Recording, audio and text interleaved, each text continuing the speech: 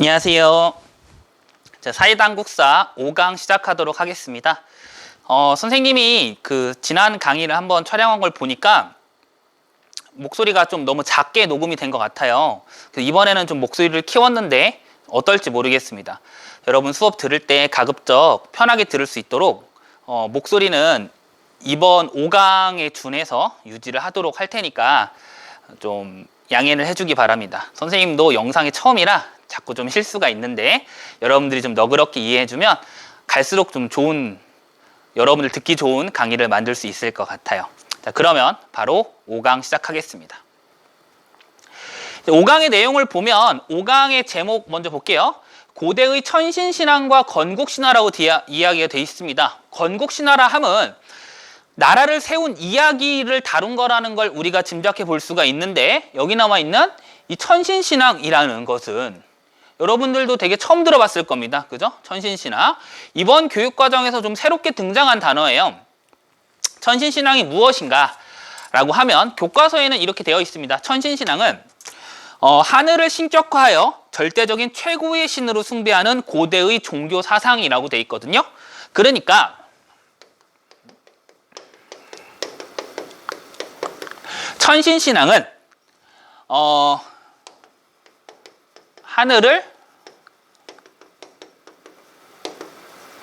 하늘을 신격화하는 겁니다. 하늘을 신처럼 생각하여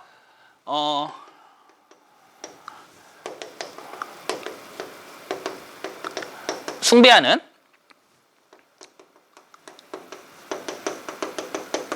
종교 사상을 이야기하는 거죠. 하늘을 신처럼 모신다는 것은 어떤 의미를 가지고 있느냐? 이거죠. 하늘을 신처럼 모시고 있어요. 그런데 우리나라의 왕이, 우리나라의 임금님이 하늘의 후손이에요. 그럼 어떻게 되겠습니까? 하늘이 신처럼 높은 분인데 그 높은 분의 후손이 우리 임금이다. 그럼 우리 임금님 또한 결국 최고의 존재가 되는 거겠죠? 바로 그런 의미에서 이러한 천신신앙이 고대는 만들어진 겁니다. 여러 부족을 통합하는 과정에서 다른 부족과 달리 우리나라의 이 군주가, 임금이 더 존귀하고 높은 것을 보여주기 위해서라면 가장 좋은 방법은 뭐겠습니까? 우리는 태어날 때부터 선택받은 부족이다, 선택받은 임금이다라는 걸 보여주는 거죠. 그렇기 때문에 이 천신신앙이 널리 유행하고 있었다는 거죠. 이게 이번 교육과정 와서 되게 강조된 부분이기 때문에 여러분들도 좀 눈여겨봤으면 좋겠습니다. 먼저 첫 번째 사료로 볼 거는 뭐냐면, 자, 고조선의 건국신화와 관련된 걸 좀 볼게요. 여기서도 이 고조선이라는 나라가 만들어지는 이야기이기도 하지만 여기서 어떻게 또 천신신앙이 반영되었는지 같이 한번 보도록 할게요. 읽어볼게요. 옛날에 환인과 그의 아들 환웅이 있었는데 삼위태백을 내려다보니 널리 인간을 이롭게 할 만하므로, 이렇게 되어 있습니다.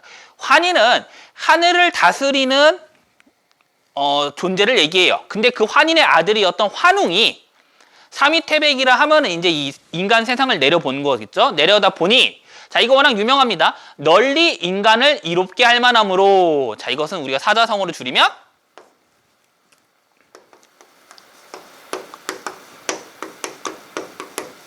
홍익인간이겠죠? 그죠? 널리, 자, 인간을 이롭게 한다. 이러한 아주 높은 뜻을 가지고 환웅이 무리 3천을 이끌고 신단수 아래 내려와 뭐 등등 인간에게 필요한 360여 가지를 주관하며 사람들을 다스렸다. 하늘의 후손인 환웅이 땅으로 내려와 인간들을 다스리고 있었는데, 그때 곰과 호랑이가 나타나 환웅에게 사람이 되길 빌었답니다. 곰은 37일 동안, 21일 동안 금기를 지켜서, 즉 쑥과 마늘을 먹었다고 해요.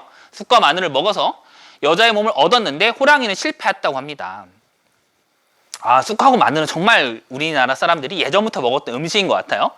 아마 뭐 적어도 확실히 알 수 있는 건 이 고조선의 건국신화를 실었던 삼국유사, 이 삼국유사를 적은 이련이라고 하는 스님이 살았던 시대에는 어쨌든 쑥과 마늘은 분명히 존재했었다는 거, 또는 그 이전 시대에도 존재했을 가능성이 높죠. 네. 우리 한국 사람들이 또 이 마늘의 민족 아닙니까? 그죠? 마늘 정말 많이 먹죠.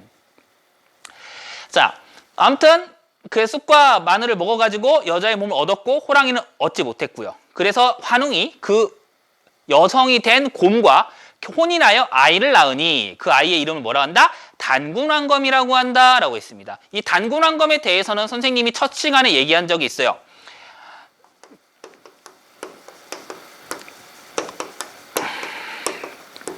단군왕검은 단군과 왕검이 합성어인데 단군은 지배자가 아니죠. 제사장을 가리키는 표현이고요.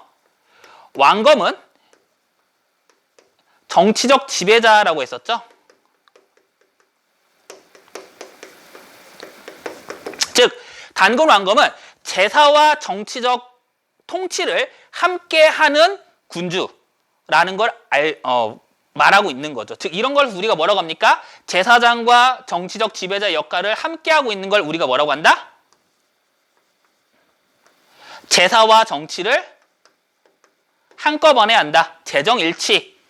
바로 재정일치의 모습을 보여준다라고 우리가 아마 배웠던 걸로 기억을 할 겁니다. 알아두시고요. 네. 자, 그래서 이 고조선 신화를 통해서 우리가 이런 것들을 이제 짐작해 볼 수가 있는 거죠. 그 외에도 사실은 이 신화를 해석하는 건 정말 여러 가지의 그 해석들이 있어요.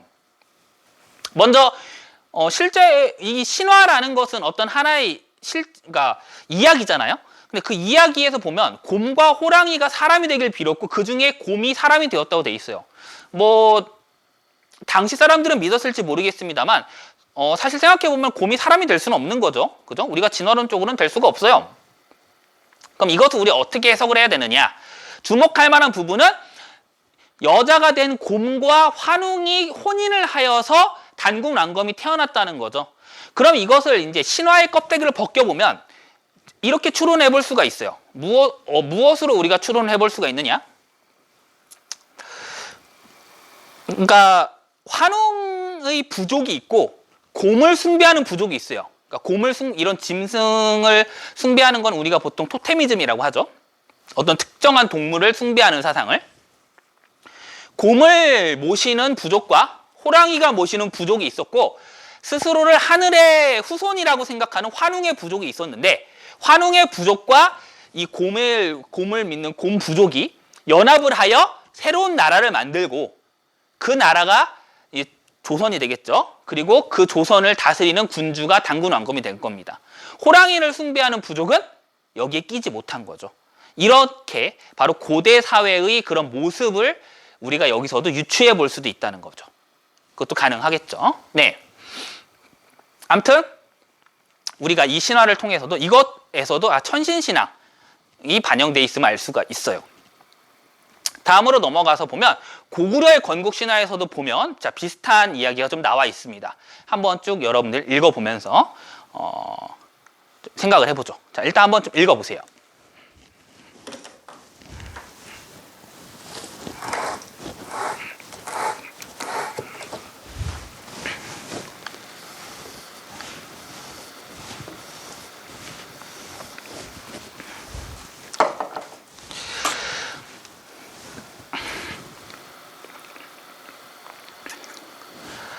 자, 다 읽어보셨나요? 자, 그럼 같이 한번 이제 보도록 할게요. 고구려 건국 신화입니다. 고구려의 이야기를 보면 좀 특이한 부분이 나옵니다. 어떤 부분이 나오느냐? 자, 유화가 있었는데 이 유화가 이제 아이를 낳은 거죠. 이제 해모수라는 그런 어떤 하늘을 다스리는 그런 자기 아들이 내려와서 유화와 이제 결혼을 해가지고 아이를 낳았는데 아무튼 유화가 결국 이제 임신 상태에서 알을 낳았는데 너무 다시 할게요. 자, 유아가 임신하여서 아이를 낳았는데 아이를 낳은 게 아니고 뭘 낳았대요? 알을 낳았답니다. 아주 기이한 일이죠. 그죠? 왜 알을 낳았나? 근데 여기서 이제 잠깐 끊고 우리가 다음 자료를 좀 보면 신라 건국 신화에서도 보면 어때요? 자, 보면 어떻게 돼 있습니까? 말이 울고 있어서 가봤더니 문득 말은 보이지 않고 큰 알만 있다고 돼 있습니다. 그죠? 고구려와 신라가 마치 짠 것처럼 이 새로운 지배자의 탄생에서 뭘 강조하고 있느냐? 알을 강조하고 있어요. 사실 여기에는 싫지 않았지만 가야의 이 건국 신화에서도 보면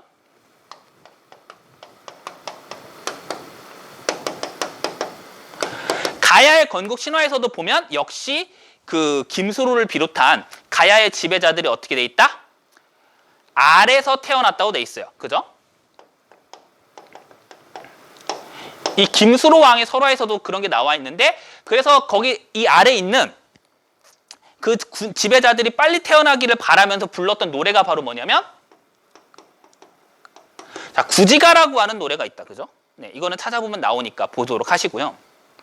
아무튼 자, 고구려와 신라와 가야가 모두 이 새로운 지배자의 탄생을 알과 연관을 시키고 있어요.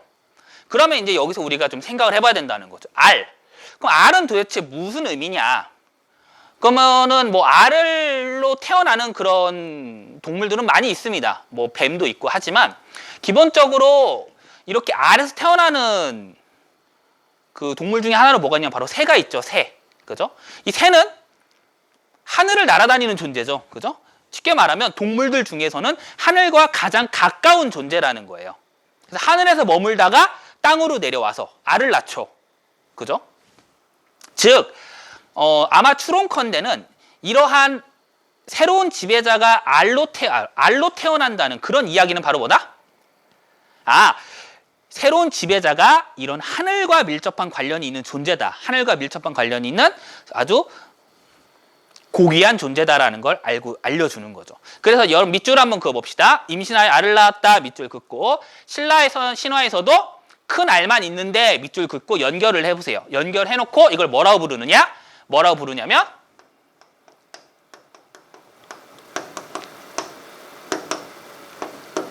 난생설화라고 부릅니다. 알에서 태어난 이야기라는 거죠. 근데 단순히 진짜 알에 태어났다는 게 아니고 태어난 모습 자체가 기이하기도 하지만 알을 강조함으로써 이것이 하늘과 연관되어 있다는 하나의 증표로 사용했다는 것도 우리가 생각해 볼 수가 있어요. 이어서 보겠습니다. 한 사내아이가 태어났는데 활을 만들어 쏘는데 백발백중이었답니다. 그래서 이름을 뭐라고 지었다? 주몽이라고 지었다고 합니다. 이 주몽이라는 사람은 어쨌든 부여에서 이제 태어나가지고 눈칫밥을 먹고 살고 있었는데 결국 어떻게 됩니까? 나라 사람들이 너를 해치려 한다. 네가 너무 능력이 뛰어나니까 부여와 부여의 왕자들이 너를 질투해서 죽이려고 한다. 그럼 어떻게 하자? 도망을 가라. 해가지고 주몽은 어떻게 합니까? 어머니와 부인을 떼어놓고 도망을 가요. 자기의 부하들과 함께 도망을 갑니다. 도망을 열심히 가다가 큰 하천을 만나게 돼요. 큰 하천을 만나서 이제 꼼짝없이 이 하천을 건너지 못하고 죽겠구나. 부여의 왕자들과 군사들이 코앞에 오고 있는데 난 죽겠구나 하고 있을 때 주몽이 이 강가에 대고 외칩니다. 뭐라고 외치느냐? 나는 천재의 아들이며 하늘을 다스리는 제왕의 아들이며 어머니는 하백의 딸이다. 하백은 강을 다스리는 신을 얘기하는데 어머니였던 유화가 바로 하백의 딸이었다고 해요. 내가 도망을 가는데 추적자들이 따라오니 어찌하면 좋겠는가 하고 소리를 쳤더니 물고기랑 거북이가 물에서 둥둥 떠올라서 다리를 만들어가지고 건너게 해주었답니다. 주몽이 얼마나 딱 얘기를 하는 거지. 야, 너네 지금 내가 누군 줄 아냐? 내가 말이야, 천재의 후손이고, 하백, 강을 다스리시는 하백의 지금 손자야. 니네 지금 막 빨리 나 도망가는데 도와줘야 될 거 아니야? 하고 딱 예친 거죠. 대단한 거죠. 네, 어떻게 보면 진짜 완전 이렇게 그 출생 성분만 보면 완전히 금수저 아닙니까, 그죠? 네, 대단한 겁니다. 아무튼 강조를 하자 이렇게 무사히 도망칠 수 있었고, 그래서 내려가서 세운 나라가 바로 고구려라는 나라라는 것입니다. 그리고 성을 고씨라고 하였다고 합니다. 여기서도 마찬가지로 우리가 천신신앙의 내용을 읽을 수가 있는 거지. 우리는 하늘의 선택을 받은 민족이다라는 거예요. 다음 것도 한번 넘어가서 볼게요. 자, 건국신화, 신라의 건국신화입니다. 마찬가지죠. 알은 이미 설명을 했고요. 신라의 시조는 성이 박이고 이름이 혁거세이다. 고어촌장의 소벌공이 양산기슭을 바라보다가 나전 근처 숲속에서 말이 울고 있어서 가보니 문득 말은 보이지 않고 알만 있는데 그 속에서 어린아이가 나와 거두어 길렀다. 10여 세 이르자 영리하고 지혜로우며 어른스러워서 육부 사람이 어떻게 했다? 그를 임금으로 세웠다라고 되어 있습니다. 이것도 마찬가지예요. 박혁거세의 탄생 설화를 이야기하고 있는데 박혁거세가 결코 단순하게 태어난 게 아니고 이렇게 하늘과 연관된 그런 존재로서 태어났다는 것이죠. 자, 우리가 이제 이 삼국의, 그러니까 특히 백제가 아니죠. 고구려와 신라의 지금 설화를 살펴봐서 이것이 난생설화라고 이야기를 했는데, 여기서 우리가 좀 생각해 볼 건 이거예요.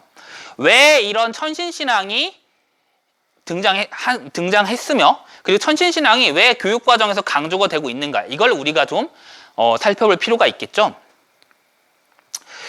생각을 좀 해봅시다. 이 천신신앙이라는 것은 결국 뭐냐면 우리가 고귀한 존재다. 우리나라는 대단한 나라다. 그리고 우리 임금님은 하늘의 후손으로서 대단하신 분이다. 이걸 강조하고 있는 거예요. 맞죠? 그러면 이게 왜 중요하냐는 거죠. 이것은 결국 뭐랑 연관이 되느냐? 이 천신신앙이 연관이 되는 건 뭐냐면 뭐랑 연관돼 있냐면 바로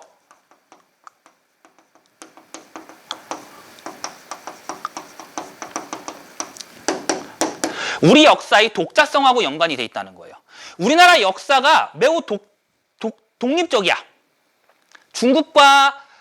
중국의 영향을 받긴 했지만 그럼에도 불구하고 우리나라, 우리 조상들은 우리 스스로를 되게 자부심이 넘치게 생각을 했고 중국과는 다른 존재라고 생각을 했다.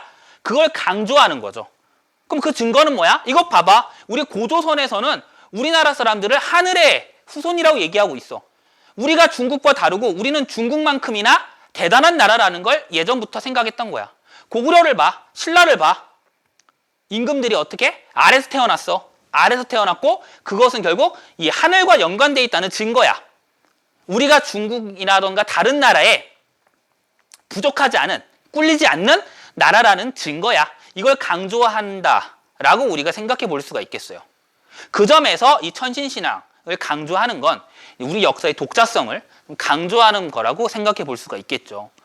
그 점의 일을 여러분들이 좀 기억을 해두면 좋을 것 같습니다. 좋을 것 같아요. 네. 원래 이런 설화들은 이전 교육과정에서도 다루어지긴 했습니다만은, 이 고등학교에 와서 이 점이 좀 강조된 거는 아무래도 좀 더 우리가 눈여겨볼 만한 부분이라고 생각을 해요. 이번 교육과정에서 특히 강조가 된 만큼 여러분들도 이 부분은 좀 꼼꼼하게 공부를 해 보시기 바랍니다. 자, 그 다음에 이제 다음으로 넘어갈 게 뭐냐면, 다음 밑에 거를 보시면 부여와 고구려의 제천 행사가 나오는데, 제천 행사와 관련돼서 여러분들이 좀 지도를 보고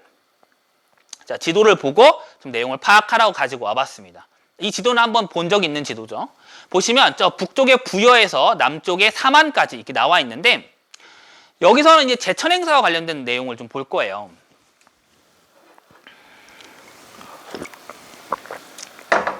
지도에 나와 있는 나라들 중에서 제천 행사를 실시했던 나라들은 위에 북쪽의 부여, 고구려, 그다음 동해, 그리고 마한, 진안, 변안의 삼안입니다.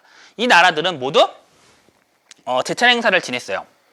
뭐 옥저도 아마 제천 행사를 지냈을 것 같기는 한데 기록상에는 남아있지 않기 때문에 기록으로 확인되는 나라는 부여, 고구려, 동해, 그리고 마진변, 삼안이 됩니다.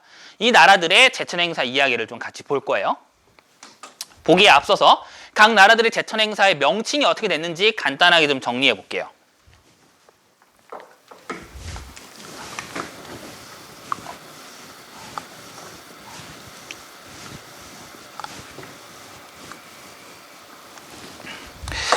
자, 각 나라의 제천 행사 명칭을 좀 정리해 보겠습니다.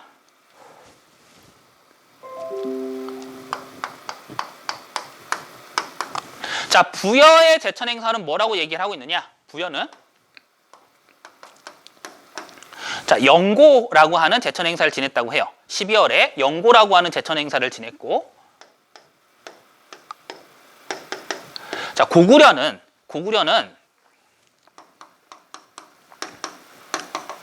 동맹이라고 하는 제천 행사를 지냈다고 합니다. 동해는 무천이라고 하는 제천 행사를 지냈다고 하고요. 삼안은 5월과 10월 두 번에 걸쳐서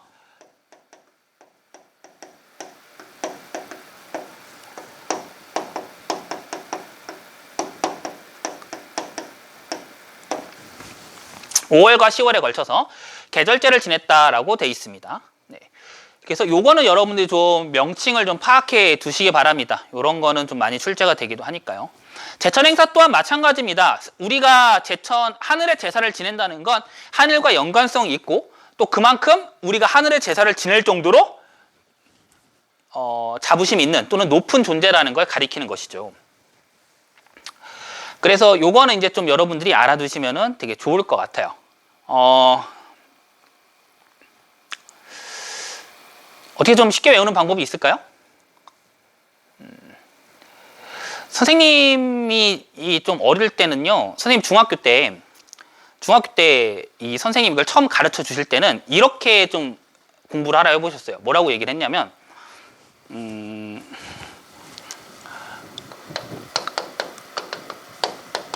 부영이가 동무들과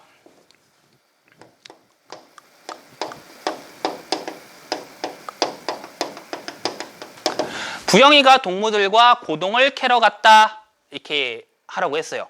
저 중학교 때 선생님, 미술 선생님 성함이 부자 영자셨거든요. 그래가지고 부여의 영고, 동무, 동해의 무천, 그 다음 고동, 고구려의 동맹, 이렇게 해서 기억을 하면 좋다라고 말씀해 주셨거든요. 좀 어떨까요? 여러분들이 좀 보기에도 좀 외우기 좋을 것 같아서 좀 얘기를 해드리는데, 네, 뭐 이렇게 한번 기억해 두시면 네, 좋을 것 같습니다. 부영이와 동무들과 고동을 캐러 갔다. 그리고 사마는 계절제 2번 지냈다. 이렇게 기억을 하시면 되겠죠. 네, 아무튼 요거 명칭들은 좀 기억하시고, 역시 제천행사의 의미 또한 여러분들이 좀 잘 떠올리셔야겠습니다.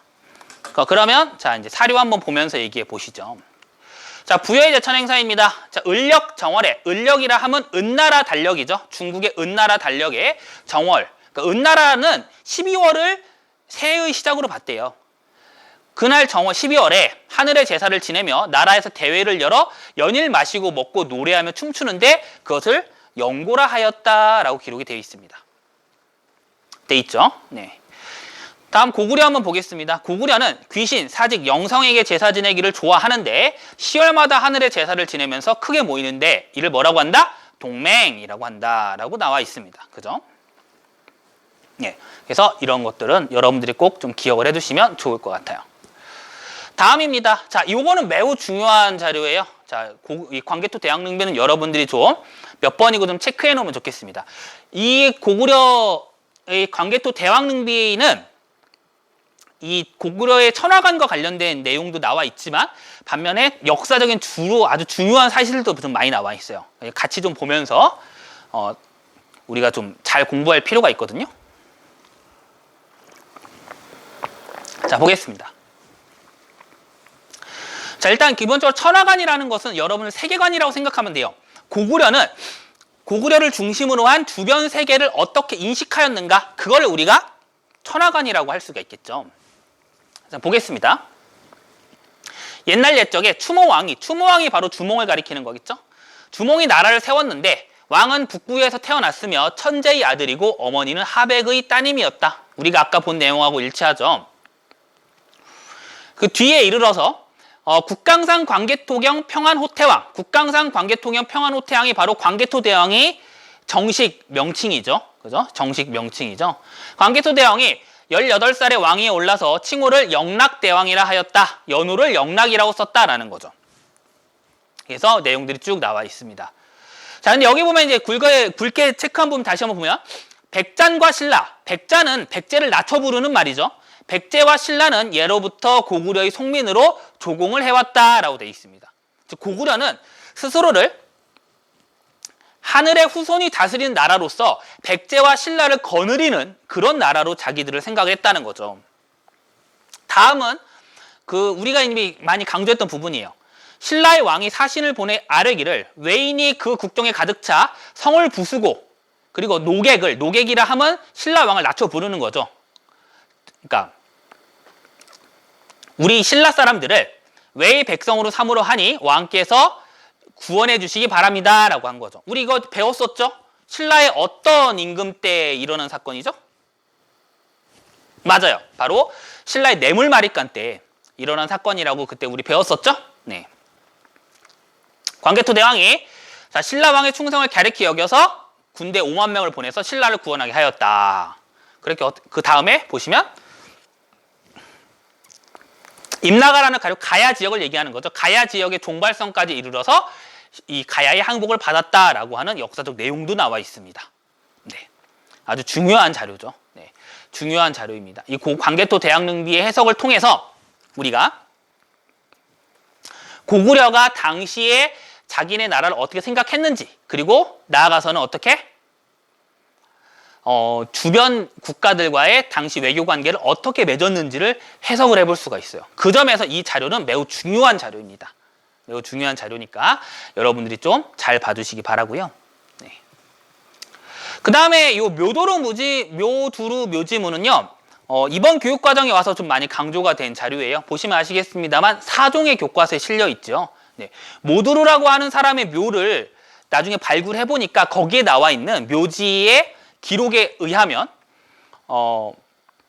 당시에 이제 그 고구려의 그런 세계관을 엿볼 수가 있는데, 그 내용을 조금만 읽어보겠습니다. 하백의 손자이며 1월의 아들인 추모왕이 북부여에서 나섰으니, 이 부분은 광개토 대왕릉비의 내용과 일치합니다. 그죠? 이 나라, 이 고을이 가장 성스러움을 천하 사람들이 안다라는 거죠. 우리 고구려 왕은 하늘의 후손이기 때문에 아주 고귀한 존재며, 이런 고귀한 존재가 다스리는 고구려 또한 고귀한 나라다라는 걸 강조하고 있는 거죠. 국강상 국강상 대개토 지호태 성왕에 이르러 광개토 대왕 시절에 이르러 모두르의 조부와 인연으로 모두르와 땡땡에게 은혜를 베푸시오. 뭐 이렇게 블라블라 내용이 나와 있는 거죠. 모두르라는 사람의 그런 일생과 관련된 내용에서 바로 당시 사람들이 고구려라는 나라에 대해서 어떤 인식을 가지고 있었는지를 추론할 수 있는 근거가 있다는 거죠. 우리가 이런 걸 통해서 충분히 알아볼 수가 있겠습니다. 네, 이 모두루 묘지문은 이번 교육과정에서 좀 비중 있게 등장한 거니까요. 여러분들도 좀 잘 봐두셨으면 좋겠습니다. 자, 아시겠죠? 네. 자, 그럼 이제 우리 같이 한번 연습 문제 한번 풀어볼게요. 연습 문제 한번 풀어보겠습니다. 사실 이 천신신앙과 관련된 부분은 이번 교육과정에서 좀 강조된 거기 때문에 사실 관련된 문제가 많지는 않아요. 많지는 않은데 기존에 나왔던 문제를 좀 응용해서 보는 걸로 하겠습니다. 그래서 문제 한번 보면요.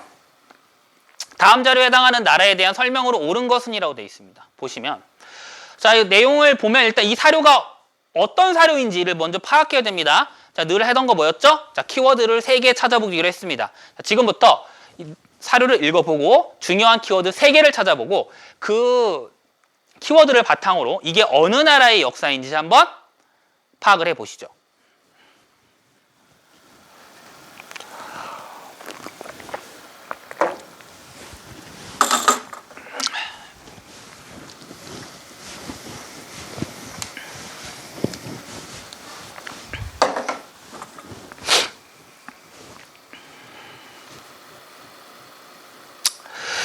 다 읽으셨죠? 자, 찾아봅시다. 환인의 아들 환웅이 천하의 뜻을 두어. 벌써 나온 게 뭡니까? 첫 번째 키워드 환웅. 그죠? 환웅. 환웅이 보이고요. 그 다음 뭐가 있습니까? 인간 세상을 구하고자 하였다. 인간 세상을 구하고자 하였다. 그리고 보니 인간을 널리 이롭게 할 만한지라. 인간을 널리 이롭게 할 만하다. 이게 뭡니까?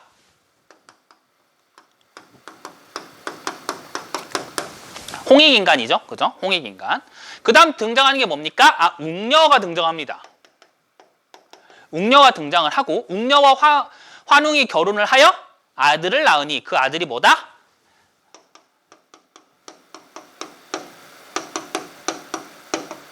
단군왕검이라는 거죠. 이걸 통해서 우리가 알 수 있는 것 뭡니까?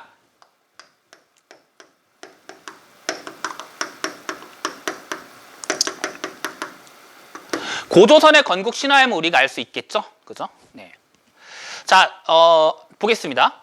고조선과 관련된 내용을 고르면 돼요. 고르면 되는데, 정답을 일단 먼저 볼게요. 아직 여러분들이 좀 학습이 덜 됐으니까. 정답은 이제 우리가 1번입니다. 1번이 이제 고조선에 대한 설명인데, 역사서에 의하면 부왕이라던가 준왕 같은 인물들이 고조선의 군주였다는 기록이 있어서 이게 되는 거죠.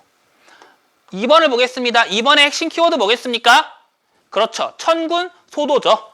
이걸 통해서 알 수 있는 것, 사만이구나. 자, 한번 볼게요. 해동성국, 지난 시간에 강조했습니다. 바다 동쪽에 번성한 나라. 어떤 나라라고 했죠? 그렇지. 바로 발해죠. 자, 한번 보겠습니다. 화백회의라고 했습니다. 화백회의라는 귀족회의 기구는요. 신라회의 기구입니다. 신라회의 기구로 만장일치를 통해서 의사결정을 한 기구죠. 5번을 보시면 가족이 죽으면 뼈를 추려서 가족 공동무덤에 안치한 그러한 풍습을 가진 나라는 옥저예요. 옥저입니다. 여러분들이 아마 중학교 때 배운 내용을 좀 떠올려 보셔도 아시겠고요. 나중에 또 배울 내용들이니까 기억을 해두면 좋을 것 같아요. 네, 넘어가겠습니다. 자, 다음 풍속이 있었던 나라에 대한 설명으로 옳은 것은 이라고 되어 있습니다. 역시 사료 한번 읽어보시고 키워드 체크해 보세요.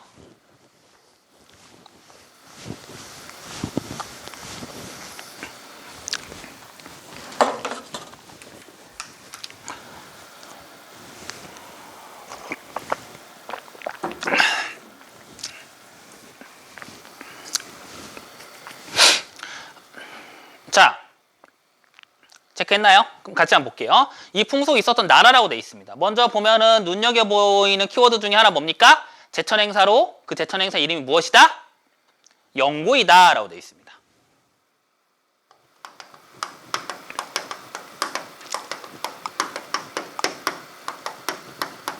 제천행사가 영고라고 되어 있습니다. 이걸 통해서 이미 부여라는 거 알 수 있죠. 밑에 있는 자료들을 보면 자, 오곡이 연글지 않으면 허물을 왕에게 돌려 밑줄 한번 그어보겠습니다. 왕을 마땅히 바꾸어야 한다 또는 죽여야 한다 라고 하였다. 밑줄을 쫙쫙 그어보세요. 왕을 바꾸거나 죽여야 한다 라고 할 정도로 사실은 어떻게 보면 왕의 권위가 좀 낮은 나라라는 걸 알 수 있겠죠. 그죠? 그죠? 이걸 체크해 보셨을 때 우리가 알 수 있는 나라는 어떤 나라가 되겠습니까? 네, 바로 부여라는 나라라는 걸 알 수가 있겠죠. 네, 부여라는 나라는 우리가 배웠던 것처럼 마가우가 저가구가 같은 사출도가 있어서 왕의 권위가 약했고 그러다 보니까 이렇게 나라에 어려움이 생기면 왕을 바꾸거나 죽여야 한다는 등의 그런 주장이 나왔다라고 우리가 이해해 볼 수가 있는 겁니다. 그럼 부여에 관련된 설명을 좀 보시면 되겠는데요. 1번부터 살펴볼게요. 상좌평 등의 16관 등을 두었다. 우리 지난번에 키워드 체크했죠? 좌평 어떤 나라라고 했습니까? 그렇죠. 바로 백제죠. 2번 천군이 관장하는 소도가 있었다. 이거 어떤 나라? 사만이죠. 신지와 읍차의 지배자가 있었다. 이것도 우리 배웠습니다. 어떤 나라죠? 그렇죠.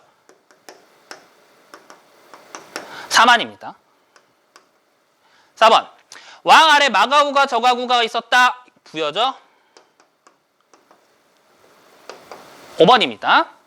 귀족들이 화백회의에서 이거 또 배웠던 겁니다. 어떤 나라? 그렇죠. 신라죠. 자, 여러분들이 보시면 아시겠습니다만 이런 중요한 키워드를 가지고 그 나라가 어떤 나라인지 체크를 해보는 거죠. 자, 문제풀이의 우리가 방법 다시 한번 짚어볼게요. 자, 사료를 읽고요. 사료에서 중요한 키워드나 문장을 3개 이상 찾아봅니다. 그걸 바탕으로 어떤 나라인지 찾아내고 그리고 1, 2, 3, 4, 5번에서 핵심 키워드를 바탕으로 어떤 나라인지 찾아내서 2개를 비교해서 일치하는 국가를 찾으면 되는 거죠. 아시겠죠? 역사 문제는 바로 이렇게 해결을 한다라는 거죠. 네, 이렇게 해서 우리 이제 사이다 한국사 5강을 쭉 살펴봤습니다. 살펴봤는데 이제 내용들이 조금 여러분들이 처음 본 내용들 좀 많이 나올 것 같아요. 많이 나올 것 같은데 이런 부분은 우리 지금처럼 이렇게 좀 디테일하게 짚어보면서 또 꾸준히 또 한번 해보도록 합시다. 자, 오늘 수업 들어주셔서 감사하고요. 6강에서 우리 만나도록 할게요. 자, 오늘도 수고 많았습니다. 안녕.